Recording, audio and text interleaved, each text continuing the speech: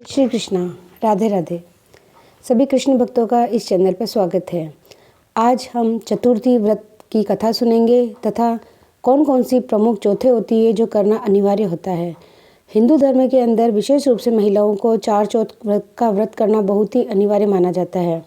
उनमें से पहली है भादवे की चौथ, दूसरी है वैशाख चतुर्थी, तीसरी है करवा चौथ और चौथी है माही चौथ, जिसको माही चौथ को तिल चौथ भी कहते हैं, जो 29 जनवरी सोमवार को है। इस व्रत करने से महिलाएं सुहागन रहती है तथा उनको पुत्र रत्न की प्राप्ति होती है और पुत्र की आयु भी दीर्घायु होती है।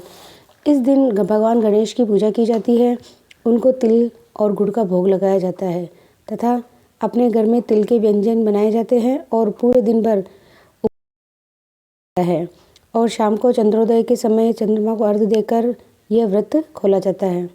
इस व्रत से संबंधित एक कथा है।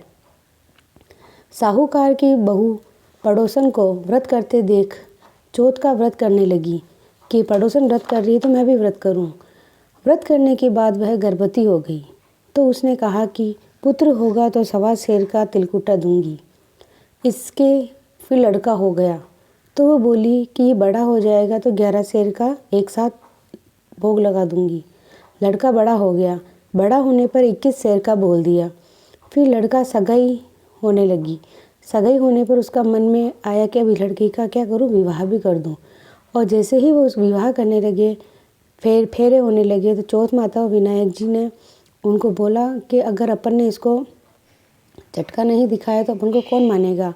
फिर चौथ माता और विनायक जी ने उस लड़के को फेरों में से उठा लिया और जोहड़ में जाके छिपा दिया।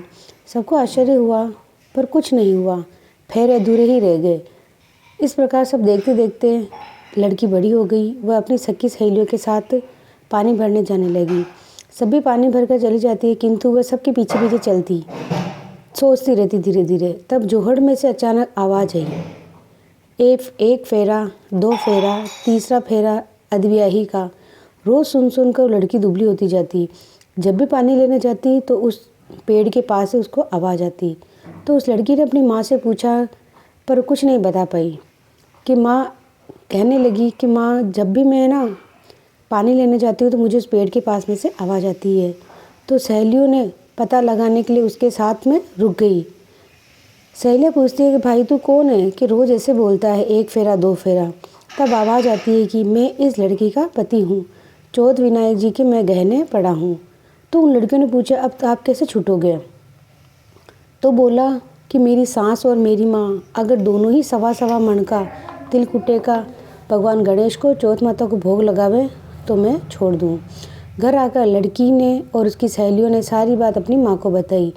लड़की की माँ ने कहा कि मैं करूँगी और लड़के की माँ को भी कहला के भिजवा दिया कि आपको भी भोग लगाना है। दोनों समधिनों ने किया और चौथ विनायक खुश हो गए। दोनों ने 1.25 मन का भोग लगाया, लड़के को फेरों में बिठा दिया और खूब धूमधाम से विवाह किया। चौथ विनायक महाराज जी सब पर प्रसन्न हुए।